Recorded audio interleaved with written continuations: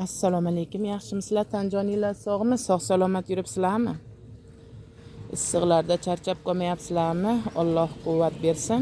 Hozir men ko'chadan video qilyapman. Chunki meni gullarim bir qanchasi ko'chada turibdi, ya'ni sotuvga chiqarganman. Shu ko'chani o'zida turgizib sotmoqchiman. Sotyapman ham alhamdulillah. Ba'zilar gruppalarga, qishloqli gruppalarga, qo'shni qishloqli gruppalariga e'lon tashlaganimda uyga kelib olib ketadi. Ba'zilar uyga kirgani tortinadi. Ayniqsa erkak kishilarni men uyga kirib ko'ring deya olmayman. Shuning uchun ko'proq tashqaridan, ko'chadan nari olib ketishadi.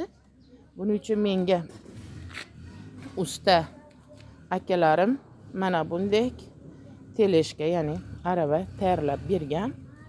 Mana rishotkalik ustiga buni ham tagiga gullarni ham terib olamanda olib kirib olib chiqaman. Ya'ni ertalab olib chiqib qo'yaman ko'chaga, kechki payt olib kirib qo'yaman. Bular g'ildirakli bo'lgani uchun menga og'irligi tushmaydi. Tashqarida bemalol yerimiz bo'lgani uchun, ya'ni mana darvozadan yo'lakkacha anchagina masofa bo'lgani uchun uyda yetilgan mana pomidor, qalampir, makka jo'xori kabi narsalarni ham mana tashqariga olib chiqib qo'yamiz. Kimga kerak bo'lsa arzonroq berib yuboramiz. Mana bu teleshkalarimizda, ya'ni aravalarimizda gullarimizni oftob joydan salqinga ko'chirishimizda ham ancha qulayliklar bo'ldi. Buning uchun men akalarimdan juda ham minnatdorman. Alloh rozi bo'lsin. Mana gullarimizni olib chiqib bilan birga yana qalampirlarimiz ham bor. Qalampirni ham ikki xil turi, gul qalampir, ya'ni yuqoriga qarab bo'ladigan qalampir bilan oddiy qalampirimiz bor. Kimdir bunisini xushlaydi, chiroyli turishi uchun. Ba'zilar o'zimiz oddiy qalampirni sevib iste'mol qiladi. Mana tayyor salafan qopchalarda xohlasa o'zi tuvaklarga yoki yerlarga ekib oladi. Rayhon ko'chatlari, tol gullarimiz. Mana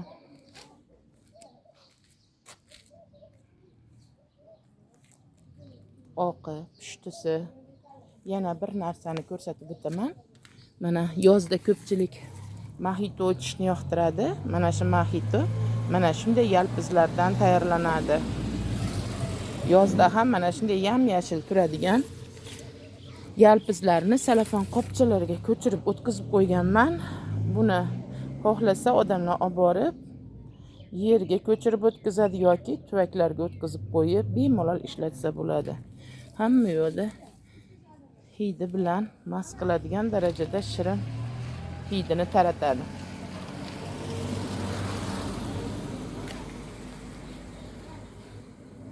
Gullarimiz hamma turlaridan bor. Hatto mana jasminlarimiz ham ochilib o'zini hidini taratib turibdi. Ularni ko'chatlari ham bor. Mana bunday mayda ko'chatlari. Tol gullarimizni kichik ko'chatlari, atirgul ko'chatlarimiz. Ko'pchilik bog'cha, maktablarga ham kelib ko'chatlarimizdan olib ketib ekadi. Mana ko'rib turibsizlar, hamma gulli ko'chatlaridan bor. Xohlasa yerga ekadi, xohlasa tuvaklarga o'tkazishadi.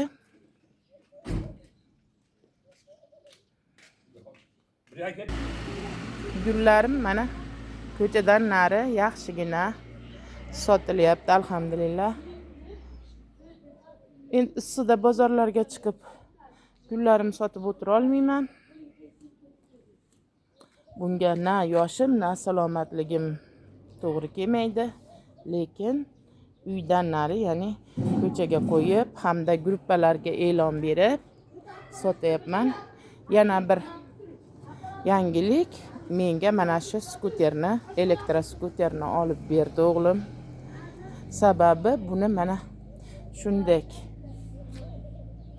korzinkasi bor. Shunday gullarni sotib olishganda bularni dastavka qilishim uchun, mana bunday qilib dastavka qilishim uchun juda ham qulay. qishloq sharoitida hadeb o'g'illar ishda bo'ladi. Shuning uchun o'zim sotib olgan gullarini uygacha eltib beryapman. O'zi aslida mana bu ko'rinishda edi. Mana shunday ko'rinishda edi. Buni yana o'sha svarshik akalarim ustiga leksan bilan mana shunday qilib yopib berishdi. Menga yozga ochiq bo'lgani yaxshi, shuning uchun faqat tomini boshimga oftob tushmasligi uchun yopdik. Bu ham menga bitta qulaylik tug'diryapti hozirgi kunda. Gullarim sotib olganlarni bemalol uylarigacha gullarni olgan gullari bilan ba'zan o'zlarini ham eltib qo'yapman. Ayniqsa bog'cha, maktablarga olganda ularga bemalol olib borib beryapman. Chunki ular yerga ekaman deganlar yashik narsa oladi. Men ularni mana shu skuterda yetkazib beryapman. Anchadan beri video qilmaganimiz sababi shu. Chunki ishlarim ko'payib ketgandi. Lekin meni albatta kutib, videolarimni kuzatib, layklar bosib, kommentariy yozayotganlarni vaqtlarini ayamagan uchun ulardan Alloh rozi bo'lsin deb qolaman. Rahmatlar aytib qolaman. Tanjoninglar sog' bo'lsin. Hozircha meni shug'ullanayotgan narsalarim shular. Mana bu bizning ko'chamiz. Yaqinda asfalt bo'ldi. Ko'rgan bo'lsanglar, mana shu tog'gacha Instagramda chiqardim. Tog' yo'llari ham asfalt bo'ldi deb. Mana shu tog'da boshlanishigacha ko'chalarimiz asfalt qilindi. Yozda hamma qator meni ham ishlarim ko'payib ketadi.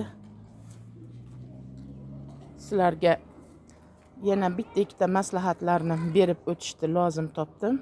Gullarni mana yozda ertalab kechqurunda suv quyinglar, taglarini ham tursin.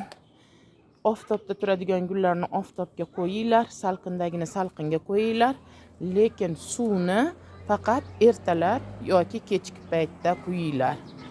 Tagiga agar tarelka qo'ygan bo'lsanglar, hech qachon tarelkada yozgi kunida suv qolib ketmasin.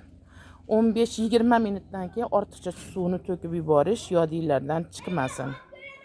Hammalarga sog'lik, salomatlik tilayman. Keyingi videolarda yana boshqa maslahatlar yoki gullar haqidagi yangiliklar bilan o'rtoqlashib boraman. Omon bo'linglar, sog' bo'linglar.